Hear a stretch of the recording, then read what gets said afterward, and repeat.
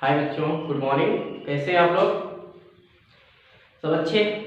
चलिए ठीक है प्यारे बच्चों, आज हम लोग फिर से आगे उसी कड़ी में स्थिर वैद्युतिकी के नेक्स्ट टॉपिक और नेक्स्ट लेक्चर के बारे में चर्चा करेंगे।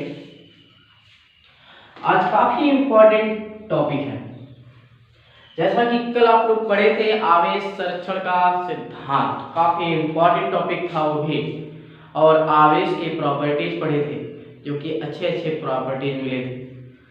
तो प्यारे बच्चों, उसी कड़ी में हम लोग आगे चलते हैं। आज एक नया टॉपिक जिसका नाम है आवेश का क्वांटीकरण।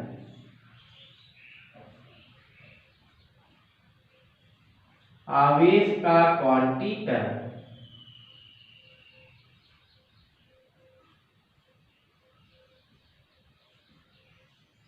का सिद्धांत, ये है बच्चों टॉपिक का। तो आवेश के क्वांटीकरण के सिद्धांत क्या है प्यारे बच्चों? इसको पढ़ने के लिए हम लोग को पढ़ना है सबसे पहले मूल आवेश। क्या पढ़ना है? मूल आवेश। ध्यान देना। तो इसमें सबसे पहली हेडिंग डालेंगे आवेश की क्वांटम प्रकृति। आवेश की क्वांटम प्रकृति, क्वांटम नेचर ऑफ चार्ज क्या है। आगे मूल आवेश।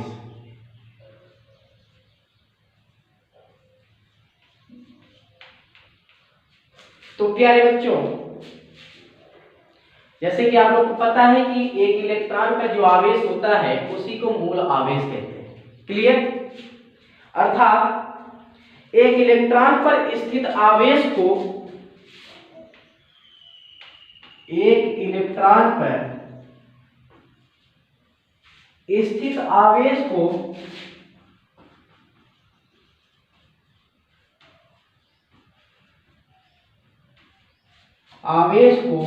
मूल आवेश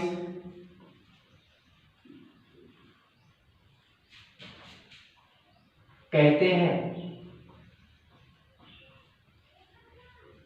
क्लियर बच्चों? जिसका मान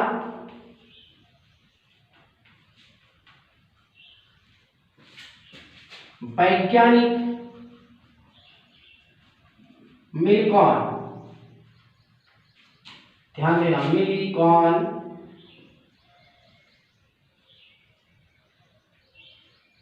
ने 1.6 × 10⁻⁻19 कूलम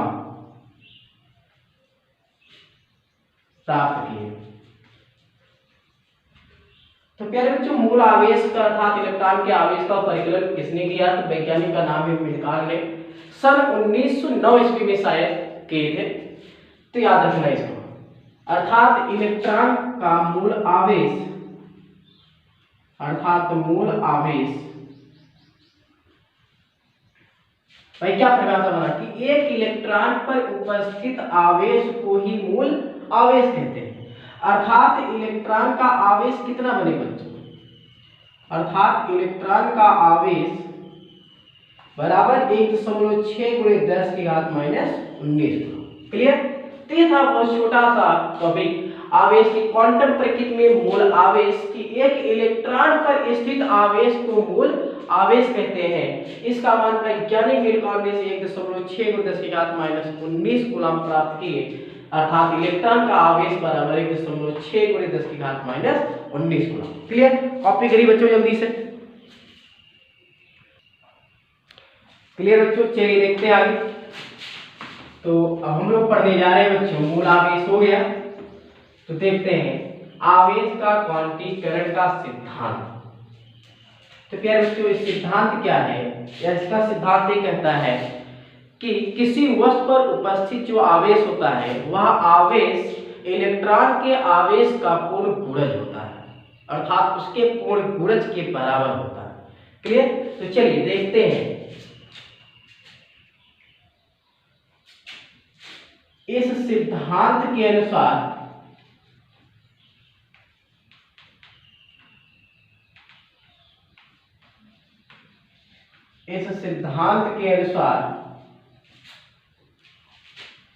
किसी वस्तु पर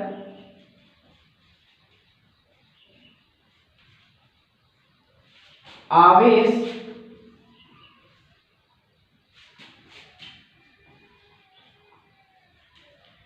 मूल आवेश का पूर्ण गुणज होता है। मूल आवेश बोल दो बच्चों, चाहे इलेक्ट्रॉन पर उपस्थित आवेश बोल दीजिए, क्योंकि इलेक्ट्रॉन पर उपस्थित आवेश को ही तो मूल आवेश कहा गया।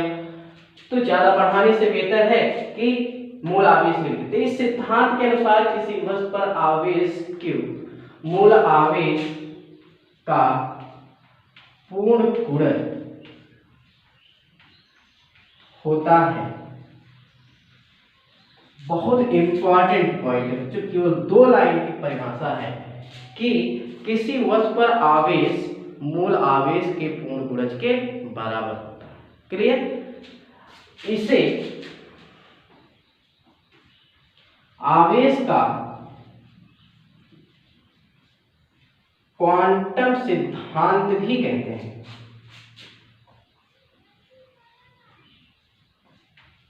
क्वांटम सिद्धांत भी कहते हैं। क्लियर बच्चों? समझ में आया? तो ये चीज है कि इस सिद्धांत के अनुसार किसी वस्तु पर आवेश मूल आवेश का पूर्ण गुणज होता है। क्लियर? तो चलिए और आगे इनको डिफाइन करते हैं हम लोग, क्या कैसे है। तो एक लेते हैं यहां पर बच्चों वस्तु,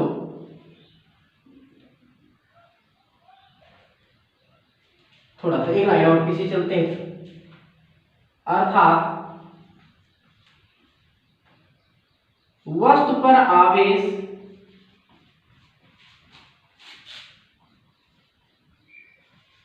Q बराबर plus minus n into e. ये फार्मूला बनता है प्लस माइनस n इंटू ई, जहां n 1 2 3 4 dot dot dot infinite. Clear? और प्लस और माइनस का अर्थ क्या है बच्चों, इसको भी ध्यान देना। प्लस का अर्थ है बच्चों कमी और माइनस का अर्थ होता है अधिकता।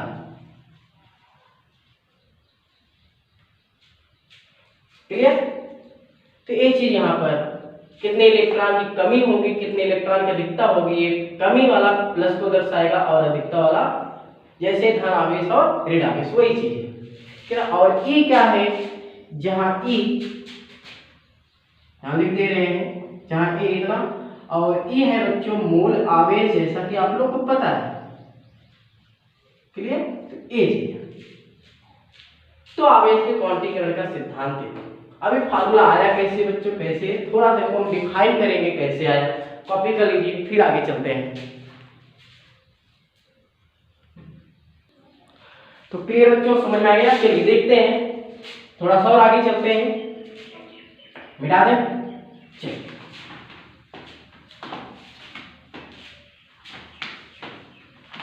तो आवेश का क्वांटीकरण का सिद्धांत या परमाणुकता का सिद्धांत या क्वांटा का सिद्धांत, तो ये बना कि किसी वस्तु पर आवेश मूल आवेश के पूर्ण गुणज के बराबर। क्लियर? याद रखना बच्चों। तो आगे चलते हैं।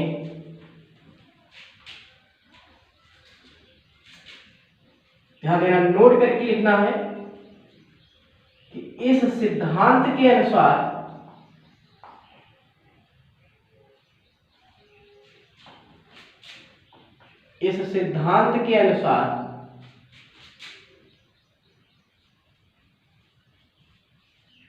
आवेश का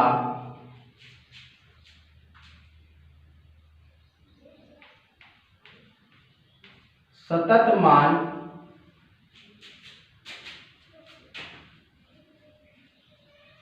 संभव नहीं है,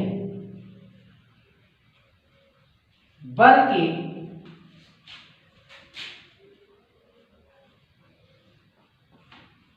आवेश का पूर्ण गुणज मान ही संभव है। बहुत बढ़िया पॉइंट है बच्चों। किस सिद्धांत के अनुसार आवेश का सतत मान, सतत का मतलब होता है बच्चों यहाँ पर जैसे 1 के बाद 1.1 फिर 1.2 1.3 1.4 ऐसे बढ़ता जाए। तो इसका सतत मान जो है सिद्धांत के अनुसार आवेश का सतत मान संभव नहीं है, बल्कि आवेश का पूर्ण गुणज मान ही संभव है। जैसे एग्जाम्पल के तौर पर लिखा जाए कि जैसे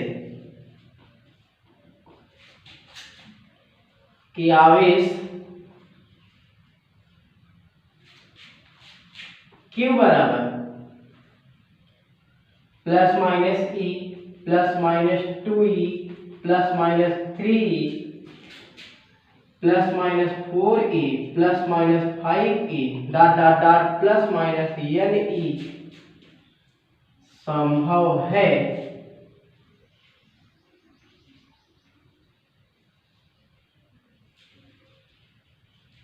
जबकि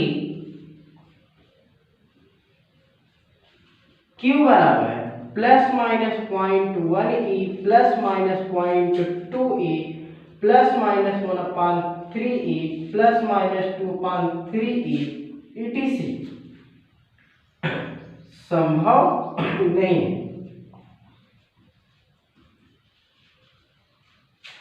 इसका मतलब बच्चों दोनों से निष्कर्ष निकलता है कि अर्थात n का मान भिन्नात्मक नहीं हो सकता।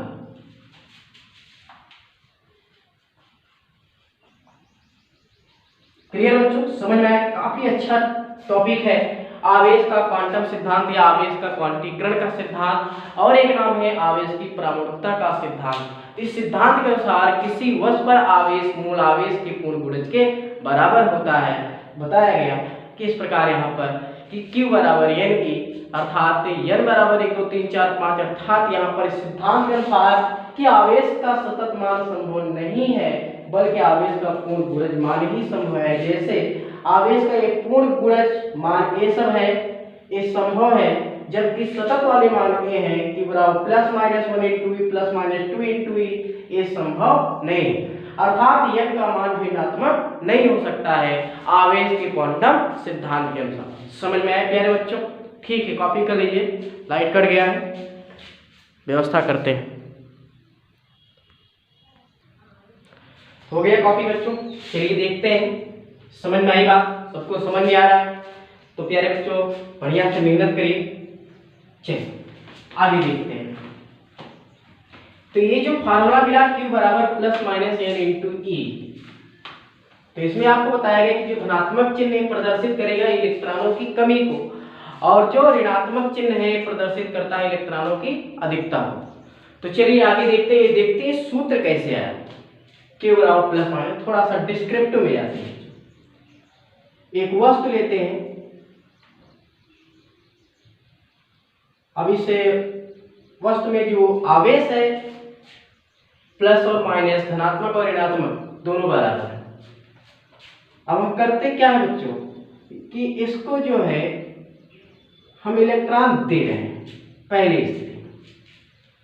अगर हम इसको एक इलेक्ट्रॉन दें, कितना इलेक्ट्रॉन?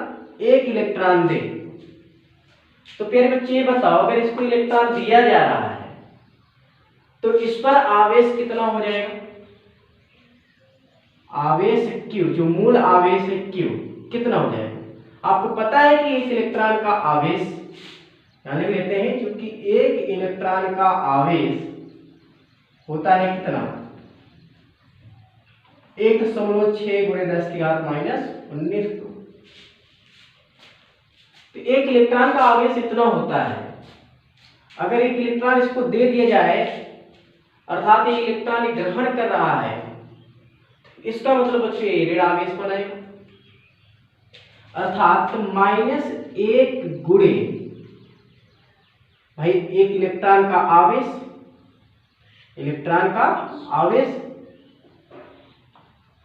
लिख सकते हैं भाई 1.6। अच्छा, अब इसी प्रकार अगर हम 2 इलेक्ट्रॉन दे दें तो भैया यहाँ पर -2 गुणे।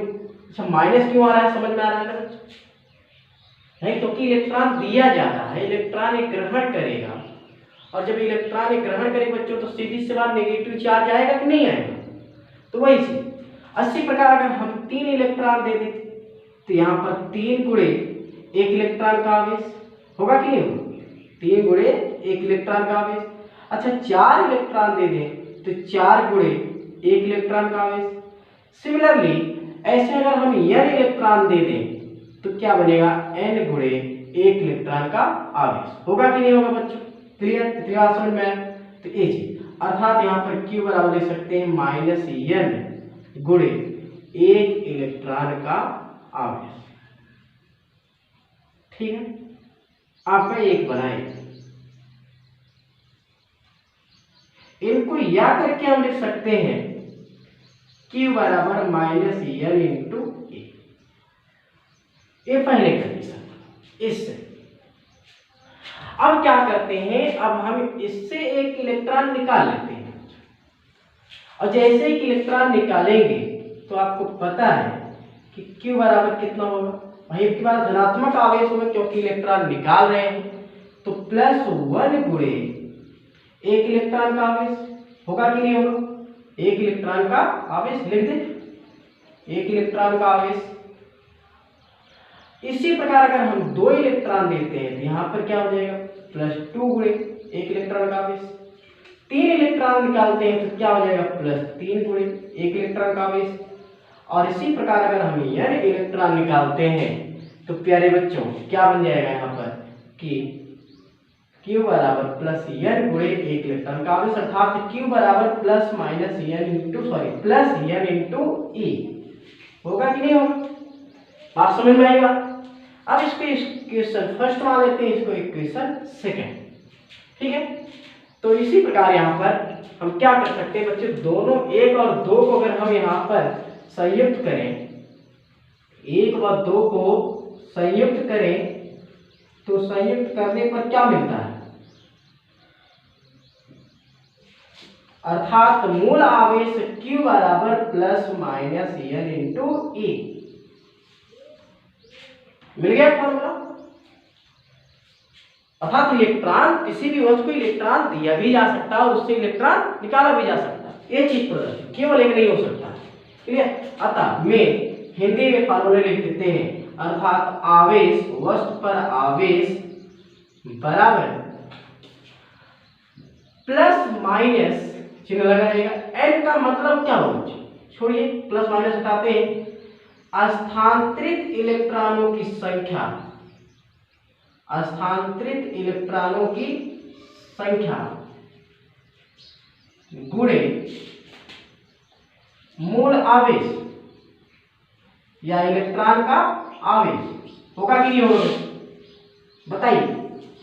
तो ये हिंदी वर्जन में था कि आवेश बराबर स्थानांतरित इलेक्ट्रॉनों की संख्या गुणे मूल आवेश। कितने इलेक्ट्रॉन स्थानांतरित हो रहे हैं इस चीज को यहाँ पर लिखेंगे, इंगित करेगा n, और मूल आवेश क्या हो गया A। क्लियर, तो कॉपी कर लीजिए, काफी इंपॉर्टेंट, समझ में आ गया होगा। ठीक, कॉपी करिए। अब इस पर हम लोग देखेंगे न्यूमेरिकल क्वेश्चन कैसे लगते हैं, किस लेवल का न्यूमेरिकल क्वेश्चन बने। कॉपी करिए, फिर आगे चलते हैं। तो चलिए बच्चों देखते हैं इस पर न्यूमेरिकल क्वेश्चन।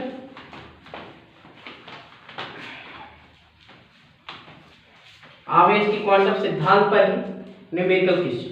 चलिए फर्स्ट क्वेश्चन है, साधारण क्वेश्चन पहले देखते हैं कि एक वस्तु पर न्यूमेरिकल, एक वस्तु पर 1500 इलेक्ट्रॉनों की अधिकता है, 1500 इलेक्ट्रॉनों की अधिकता है।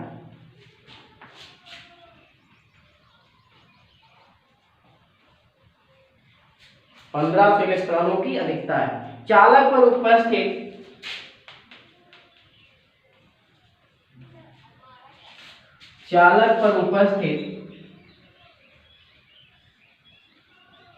आवेश की मात्रा तथा प्रकृति बताइए। तो प्यारे बच्चों क्वेश्चन में क्या कह रहा है कि एक वस्तु पर 1500 इलेक्ट्रॉनों की अधिकता है, तो उस चालक पर आवेश की मात्रा और प्रकृति बताइए। तो चलिए देखते हैं बच्चों, 1500 इलेक्ट्रॉनों की अधिकता है, तो इसका मतलब ध्यान देना बच्चों कि n का मान दिया है 1500 इलेक्ट्रॉन। क्लियर? कितना दिया है? 1500 इलेक्ट्रॉन। पूछ रहा आवेश की मात्रा Q और नेचर भी पूछ रहा है कि नेचर कैसा होगा, धन आवेश होगा कि ऋण आवेश। तो ऐसे बच्चों अगर अधिकता है तो भाई सीधी सी बात क्या होगा, अधिकता है तो ऋण आवेश होगा भाई, अगर कमी होती तो धन आवेश होती। इसका मतलब फार्मूला कौन सा लगाएंगे बच्चों, Q बराबर यहाँ पर देखिए इतनी अधिकता है तो इस प्रकार आवेश की प्रकृति क्या होगी बच्चों, आवेश की प्रकृति भाई अधिकता का मतलब हो गया ऋण आवेश। ठीक है,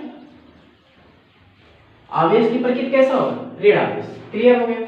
अच्छा, तो फार्मूला कौन सा लगेगा, ऋण आवेश है तो भाई Q बराबर माइनस n इंटू पी। अब यहाँ पर माइनस चिन्ह लगाओ चाहे ना लगाओ, लेकिन हमें यहाँ पर केवल ज्ञात करना आवेश का परिमाण कि आवेश की मात्रा क्या होगी। प्लस माइनस चिन्ह लगाने से कोई इफेक्ट नहीं पड़ेगा, क्योंकि हमें परिमाण ही ज्ञात करना है, मैग्नीट्यूड। तो Q बराबर n इंटू ई, n का मान 1500 और गुणे ई का मान 1.6 गुणे 10 की घात माइनस 19। तो कैलकुलेट करेंगे बच्चों, यहाँ पर बने कितना 16 25 80, ऐसा करते हैं 15 गुणे 10 की घात 2 गुणे 1.6 गुणे 10 की घात माइनस 19 कर देते हैं पहले। तो Q बराबर, अब यहाँ पर 16 को गुणा 15 में करेंगे कितना है बच्चों 16 25 80 और 16 1 के 16 16 8 कितना हो जाएगा 24.0 और गुणे 10 की घात 2 और माइनस 19 करेंगे कितना है माइनस 17, अर्थात Q बराबर 2.4 गुणे 10 की घात कितना, जो बताइए इसका मान कम करें तो इसका मान ज्यादा करना पड़ेगा माइनस 16, इतना कूलम। तो बात समझ में आई बच्चों, किसी कोई प्रॉब्लम? तो कैसा होगा बच्चों, बहुत आसान क्वेश्चन, साधारण क्वेश्चन था, लगा लेंगे इस लेवल का क्वेश्चन। ठीक है, कॉपी कर लीजिए। फिर आगे क्वेश्चन देखते हैं।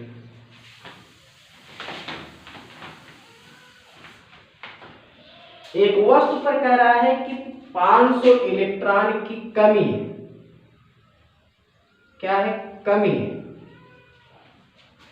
तो चालक पर उपस्थित आवेश की मात्रा तथा प्रकृति बताना। चलिए बच्चों बताना। वैसे n का मान दिया है 500 इलेक्ट्रॉन, एक कमी है ना बच्चों, तो कमी है, अतः आवेश की प्रकृति क्या होगी, बताओ जल्दी। आवेश की प्रकृति क्या होगी, कमी है तो धन आवेश होगा, सीधी सी बात है, कोई दिक्कत इसमें, कोई दिक्कत तो नहीं होनी चाहिए बच्चों। कमी है तो धन आवेश, अधिकता है तो ऋण आवेश।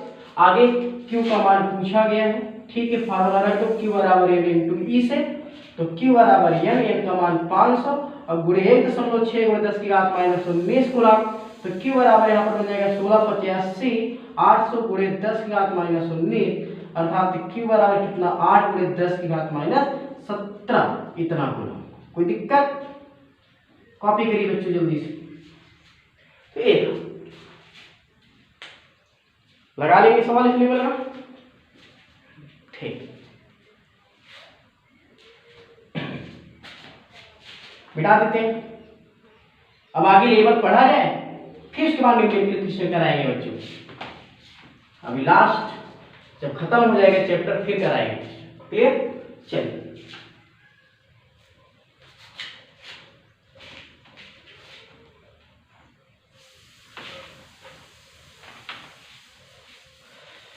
चलिए एक आप क्वेश्चन और देख लेते हैं। क्वेश्चन दिया है कि किसी चालक पर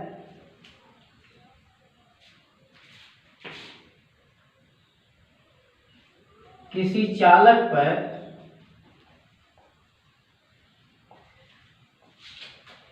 11.2 गुणे 10 की घात माइनस 19 कूलम का धन आवेश है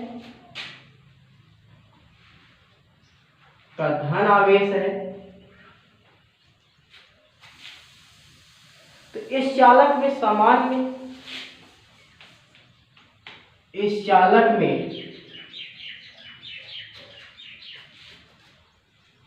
इसकी सामान्य अवस्था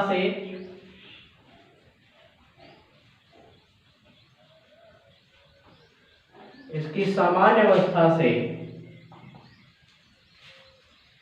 कितने इलेक्ट्रॉन कम या अधिक होंगे? कितने इलेक्ट्रॉन कम या अधिक होंगे?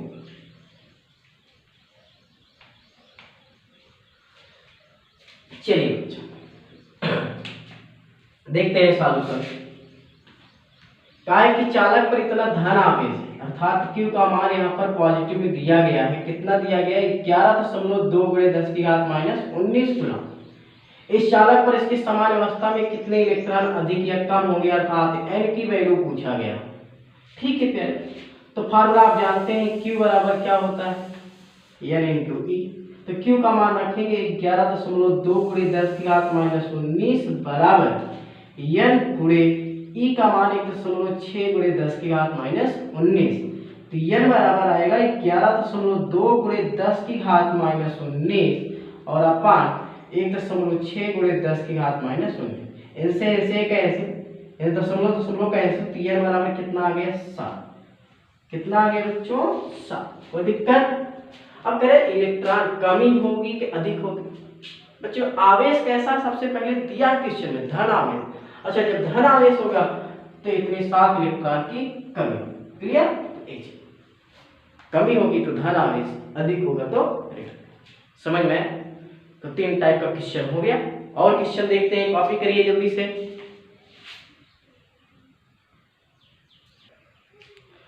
तो चलिए बच्चों देखते हैं नेक्स्ट क्वेश्चन।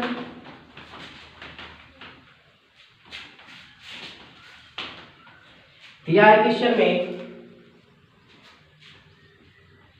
3Li7, Li मतलब लिथियम होता है, नाभिक पर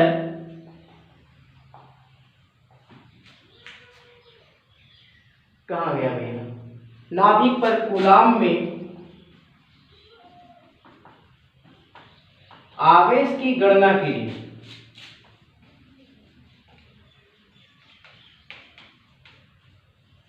बढ़िया क्वेश्चन है। चलिए देखते हैं, अच्छे से मेहनत करिए बच्चों, समझ में आ रहा होगा। कोई दिक्कत नहीं, हम एक लेवल से चलेंगे, न्यूमेरिकल क्वेश्चन भी साथ में चलता रहेगा। तो सॉल्यूशन देखते हैं। 3Li7 है। 3Li7 में ए आपका क्या होता है बच्चों?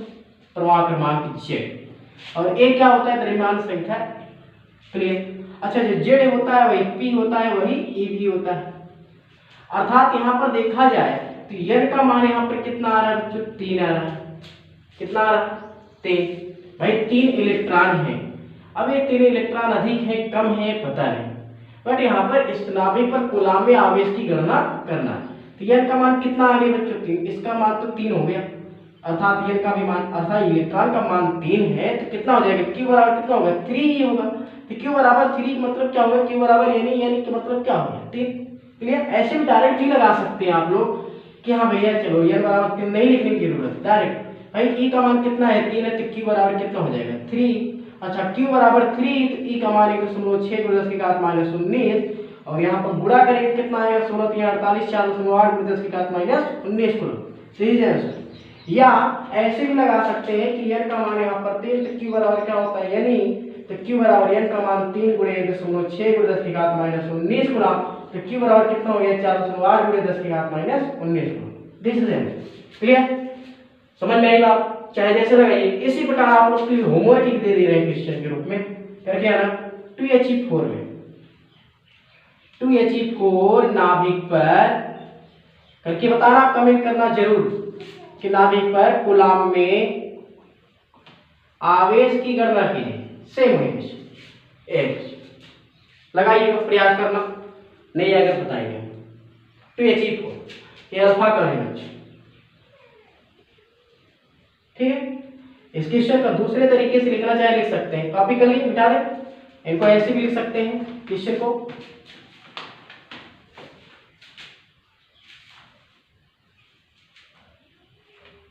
या अल्फा कण पर उपस्थित आवेश की गणना कीजिए। करिएगा, प्रयास करना।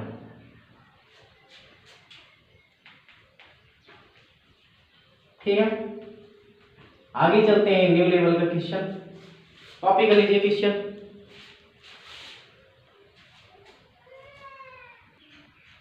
तो चलिए बच्चों आगे देखते हैं।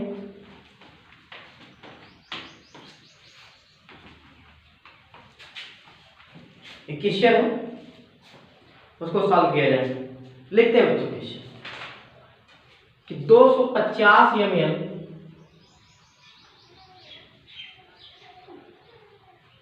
250 ml आयतन वाले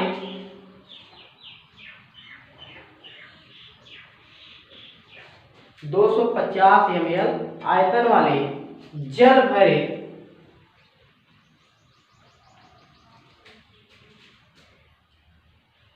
कप में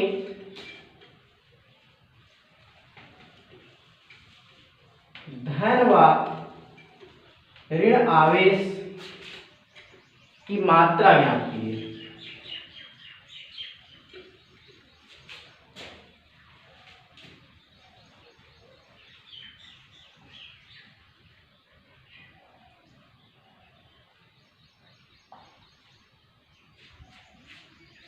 चलिए जो देखते हैं सॉल्यूशन।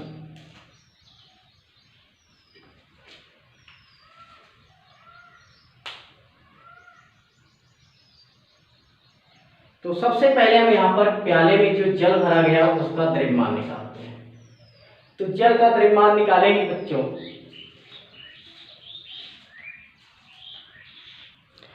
तो जल का द्रव्यमान निकालते हैं। तो ध्यान देना बच्चों, आयतन दिया है, आयतन दिया है 250 ml और जल का घनत्व तो जानते हैं आप लोग। थोड़ा अलग टाइप का क्वेश्चन है, कैसे लगाते बस ध्यान देना। अगर इस टाइप का क्वेश्चन आता है तो जल का घनत्व कितना होगा बच्चों? 1 ग्राम प्रति सेंटीमीटर क्यूब, और इनको लिख सकते हैं या 250 सेंटीमीटर क्यूब। कोई दिक्कत? चलिए, तो जल का द्रव्यमान कितना होगा?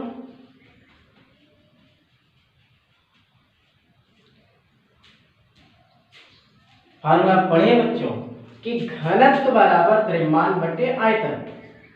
तो द्रव्यमान कैसा होगा? घनत्व गुणे आयतन या आयतन गुणे घनत्व। कोई दिक्कत? तो ये चीज, तो जल का द्रव्यमान निकालेंगे बच्चों तो आयतन है 250 सेंटीमीटर क्यूब गुणे घनत्व है 1 ग्राम प्रति सेंटीमीटर क्यूब।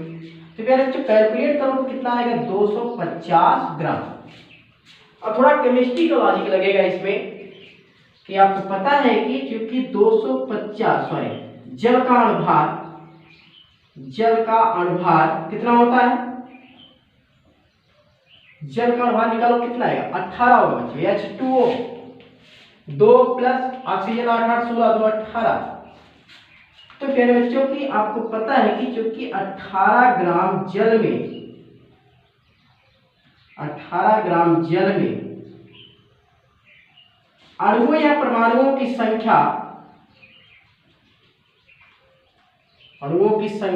कितना होता है? एवोगाद्रों की संख्या के बराबर होता है। एवोगाद्रों की संख्या के बराबर होता है कि नहीं होता? इस प्रकार कितना 6.023 गुणे 10 की घात 23 लिख सकते हैं। कितना? 18 ग्राम अणु में ही। तो 1 ग्राम अणु में कितना हो जाएगा बच्चों? 1 ग्राम अणु में निकालोगे तो 6.023 गुणे 10 की घात 23 बटे 18। और हमको निकालना कितना है? 250 ग्राम। तो 250 ग्राम अणु में इलेक्ट्रॉनों की संख्या या अणुओं की संख्या कितना हो जाएगा? 6.023 गुणे 10 की घात 23 अपान 18 और गुणे 250। इतनी बात समझ में है। सबसे पहले क्या किया? आयतन दिया गया, जल का घनत्व आपको मालूम है जल का द्रव्यमान निकाल लिया, इतना आया। जल का अणुभार निकाल लिया, 18 आया। तो 18 ग्राम जल में अणुओं की संख्या एक अणुओं की संख्या के बराबर होती है। इस प्रकार यहाँ पर 1 ग्राम में निकाल लिया गया 6.023 गुणे 10 की घात 23 बटे आपका 18 हो गया। तो 250 ग्राम में कितना हो गया, गुणा हो गया। क्लियर, कैलकुलेट कर लेना इसको आप, फिर आगे देखते हैं। मिटा दे, चलिए।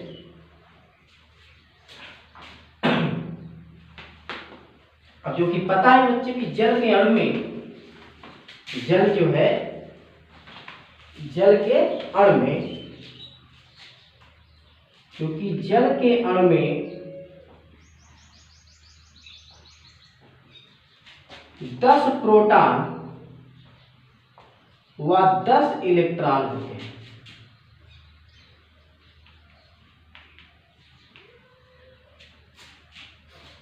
तो इसलिए आवेश की मात्रा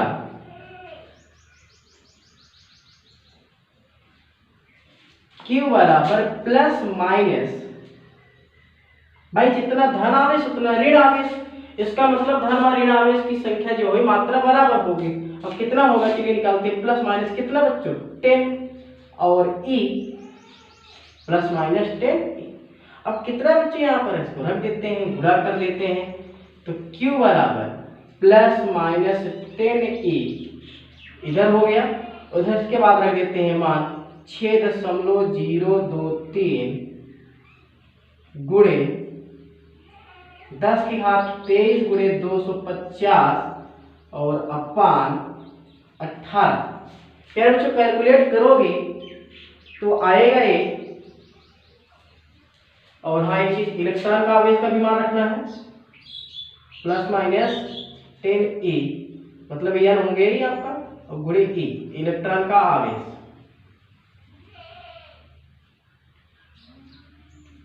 ठीक है, चलिए रखते हैं बच्चों। 1.6 को 10 की घात -19 पूरा कैलकुलेट करना बच्चों, आएगा 1.34 गुणे प्लस माइनस 1.34 गुणे 10 की घात 7। हाँ, तो अर्थात उस जल के प्याले में, जल से भरे कप में कितने धन आवेश, इतना ही धन आवेश और उतना ही ऋण आवेश। बात समझ में आए? तो ठीक है, फार्मूला हम रख दिए वही, Q बराबर, यहाँ पर फार्मूला रखेंगे, क्या रखेंगे, Q बराबर plus minus n into E। भाई n निकाल लिया गया, तो n आपका टोटल कितना है, n A है, इतना। ये तो केवल एक अणु के लिए था, एक इलेक्ट्रॉन के लिए था, तो हमको 10 इलेक्ट्रॉन के लिए निकालना, तो 10 पूरा हो गया इलेक्ट्रॉन का आवेश। कैलकुलेट कर लिया बच्चों, आ गया है। क्लियर, समझ में आया? तो इस लेवल का क्वेश्चन है, अभी और अच्छे अच्छे क्वेश्चन कराएंगे, लगे रहेंगे। चलिए आगे चलते हैं, मिटा दे। ठीक, एक बहुत इंपॉर्टेंट टॉपिक इसी में है।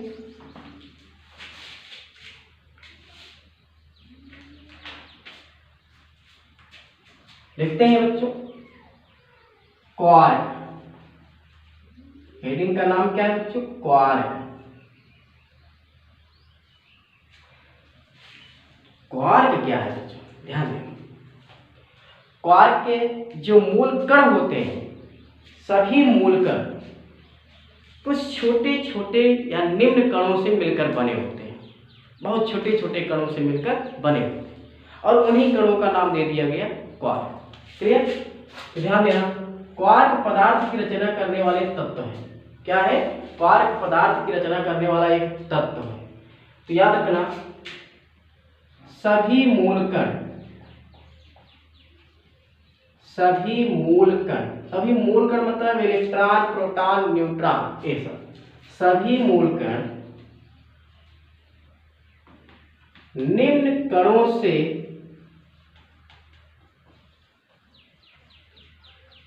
मिलकर बने होते हैं।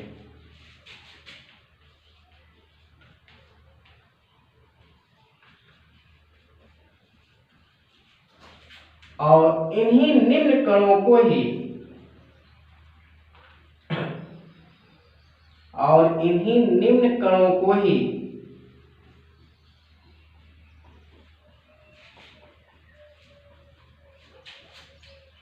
क्वार्क कहते हैं।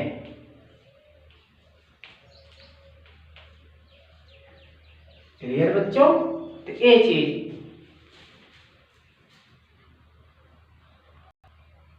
तो समझ में आया बच्चों। सभी मूलकण जो है निम्नलिखित कणों से मिलकर बने होते हैं और इन्हीं निम्न कणों को ही क्वार्क कहा गया। नोट करके याद रखना है बच्चों कि क्वार्क कणों पर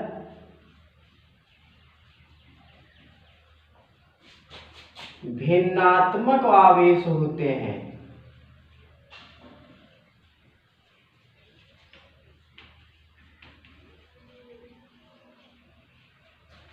क्लियर? भिन्नात्मक आवेश। और इसी क्वार्क कणों पर भिन्नात्मक आवेश होने के कारण बच्चों ये जो है क्वार्क कण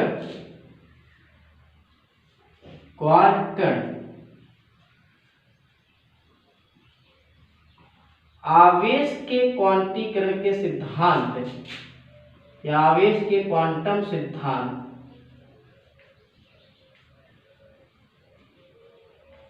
का पालन करता है।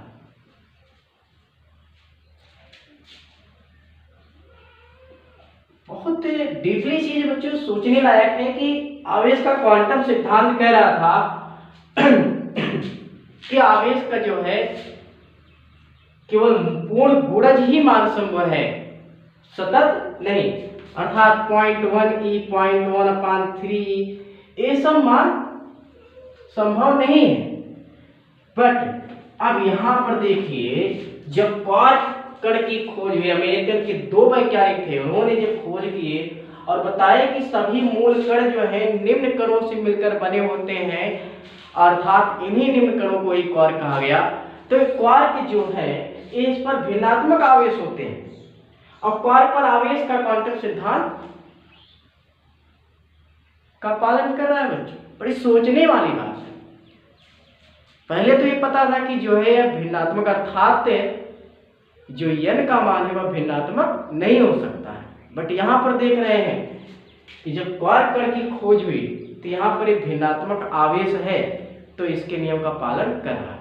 कारण क्या है बच्चों? कारण इसलिए है क्योंकि इन्हीं क्वार्क कणों से ही मूल कणों का आविष्कार हुआ और जब क्वार्क कणों की खोज हुई तभी से यहाँ पर आवेश का क्वांटम सिद्धांत लागू हुआ। ठीक है, याद रखना। तीसरा पॉइंट, क्वार्क कण की खोज के बाद क्वार्क कणों की खोज के बाद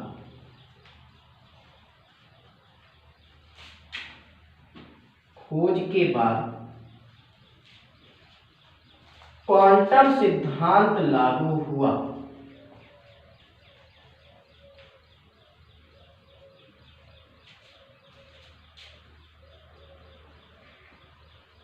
क्लियर बच्चों?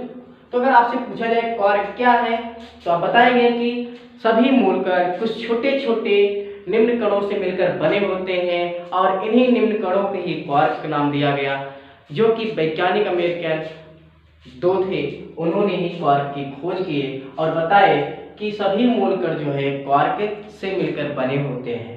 तो क्वार्क कणों पर भिन्नात्मक आवेश होते हैं। क्वार्क कण आवेश के क्वांटम सिद्धांत के नियम का पालन करता है और क्वार्क कणों की खोज के बाद क्वांटम सिद्धांत लागू हुआ, तब जाके आवेश, इसकी खोज के ही बाद आवेश का क्वांटीकरण का सिद्धांत लागू हुआ था। क्लियर? तो चलिए आगे देखते हैं बच्चों।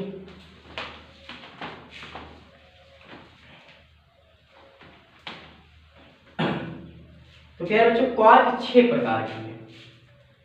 क्वार्क 6 प्रकार के होते हैं। कौन कौन से बच्चों, उनका नाम लिख लिया जाए। अप क्वार्क, दूसरा है टॉप क्वार्क,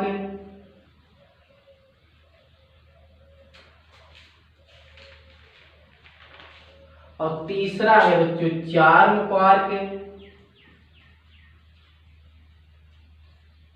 और चौथा है डाउन क्वार्क,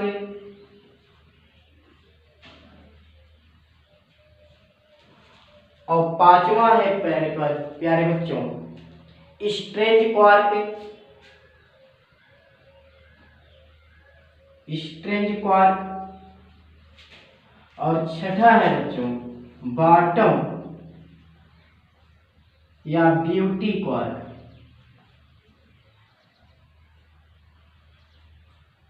क्लियर बच्चों? तो एक क्वार्क कितने प्रकार के बने? 6 प्रकार के बने, जिन पर यहाँ पर आवेश की जो मात्रा है इस तरीके से है। इस पर है प्लस से माइनस 2/3 प्लस, इस पर प्लस 2/3, इस पर प्लस 2/3 और इन सब पर -1/3। क्लियर? तो एक चीज है क्वार्क 6 प्रकार के, अप टॉप 4 में डाउन, स्ट्रेंज एंड ब्यूटी। याद रखना नाम थोड़ा टेढ़े हैं, नाम याद जल्दी होते नहीं है, और 2-3 बार रिपीट कर लेंगे याद हो जाएगा। क्लियर? तो ये था एक बहुत इंपॉर्टेंट टॉपिक क्वार्क। चलिए आगे देखते हैं बेटा।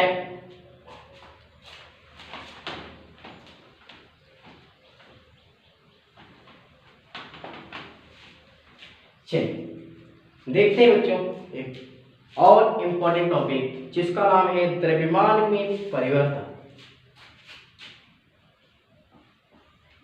द्रव्यमान में परिवर्तन।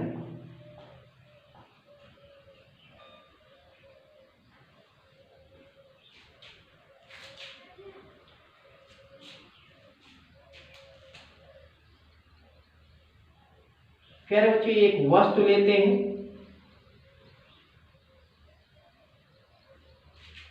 इस वस्तु का द्रव्यमान मान लिया जाए कैपिटल M, और आपको पता है यही साइड में लिख देते हैं क्योंकि एक इलेक्ट्रॉन का द्रव्यमान 9.1 × 10⁻31 kg। ध्यान से समझना, बहुत अच्छा कॉन्सेप्ट है और एनसीईआरटी का है, पूछा जाता है न्यूमेरिकल क्वेश्चन के ऊपर। ठीक है? तो द्रव्यमान में क्या परिवर्तन होता है, कैसे? अब एक वस्तु ले लेते हैं यहां पर,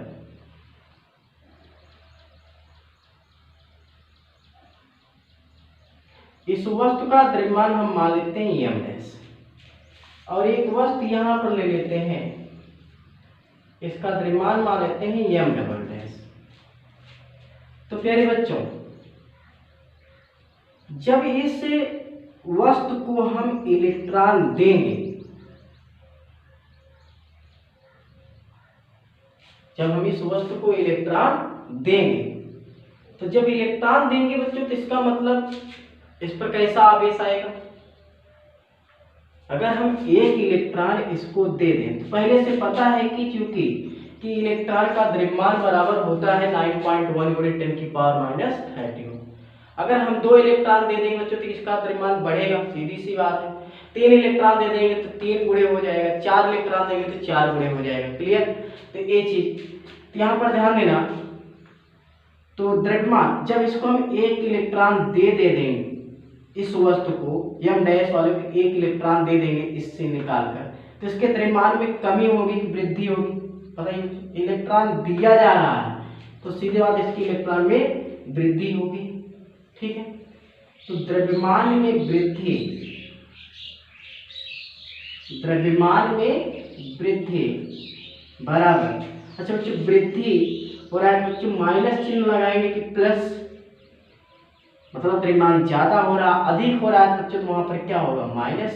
क्लियर? तो माइनस 1 गुणे 1 इलेक्ट्रॉन का द्रव्यमान। बात समझ में आई?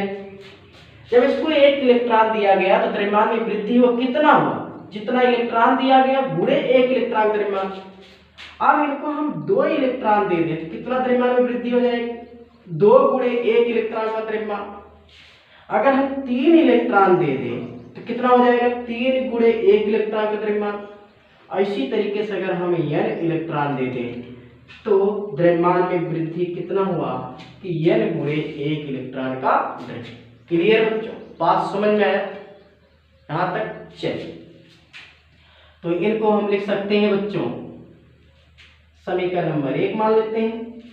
अब इसी कंडीशन अनुसार अगर हम इनसे 1 इलेक्ट्रॉन हम निकाल लें तो इसमें एक इलेक्ट्रॉन जब निकाला, जिसको दिया गया इसमें से निकाला जा रहा है, इस वाले कंडीशन में क्या होगा बच्चों की द्रव्यमान में कमी होगी, सीधी सी बात। और द्रव्यमान में कमी होगी तो कितनी होगी? द्रव्यमान में कमी बराबर, भाई कमी है तो प्लस 1 गुणे 1 इलेक्ट्रॉन का द्रव्यमान। अच्छा 2 इलेक्ट्रॉन दे दिए, 1 इलेक्ट्रॉन दिए थे, 2 इलेक्ट्रॉन दिए थे यहाँ पर 2, 3 इलेक्ट्रॉन दिए तो 3 हो गया। क्लियर? अच्छा इसी प्रकार अगर हम n इलेक्ट्रॉन देंगे तो कितना हो जाएगा? n गुणे 1 इलेक्ट्रॉन। बात समझ में? एक द्रव्यमान में वृद्धि होती है यहाँ पर माइनस, द्रव्यमान में कमी होती है यहाँ इक्वेशन 6। प्यारे बच्चों समझ लो एक बार फिर से, बहुत अच्छा टॉपिक है, न्यूमेरिकल क्वेश्चन कराया जाएगा कल। तो द्रव्यमान में परिवर्तन, एक वस्तु यहाँ पर लिया गया है। अब इस वस्तु से हम क्या करते हैं, इस वस्तु को 1 इलेक्ट्रॉन देते हैं, तो 1 इलेक्ट्रॉन दिए तो यहाँ पर क्या बना? द्रव्यमान में वृद्धि होगी, क्योंकि 1 इलेक्ट्रॉन द्रव्यमान इतना, तो 1 इलेक्ट्रॉन और दे देंगे तो 1 इलेक्ट्रॉन और आ जाएगा, तो इसका मतलब द्रव्यमान में वृद्धि, 2 इलेक्ट्रॉन और आ जाएगा द्रव्यमान में वृद्धि। क्लियर? तो द्रव्यमान में वृद्धि कितना हो गया? माइनस n गुणे 1 इलेक्ट्रॉन द्रव्यमान, अगर n इलेक्ट्रॉन देते हैं तो। क्लियर? अब इससे 1 इलेक्ट्रॉन निकाल लिया है तो द्रव्यमान में कमी होगी। कितनी कमी होगी बच्चों? पॉजिटिव चार्ज प्लस n गुणे 1 इलेक्ट्रॉन द्रव्यमान, अगर n इलेक्ट्रॉन दे दे प्लस n गुणे 1 इलेक्ट्रॉन का। क्लियर? अब आगे 1 व 2 से फिर बच्चों देखो, उसमें द्रव्यमान में वृद्धि, इसमें द्रव्यमान में कमी। इसका मतलब कॉन्सेप्ट से क्या निकलता है कि द्रव्यमान में परिवर्तन, द्रव्यमान में परिवर्तन बराबर, भाई प्लस माइनस है स्थानांतरित इलेक्ट्रॉनों की, स्थानांतरित इलेक्ट्रॉनों की संख्या गुणे 1 इलेक्ट्रॉन का द्रव्यमान।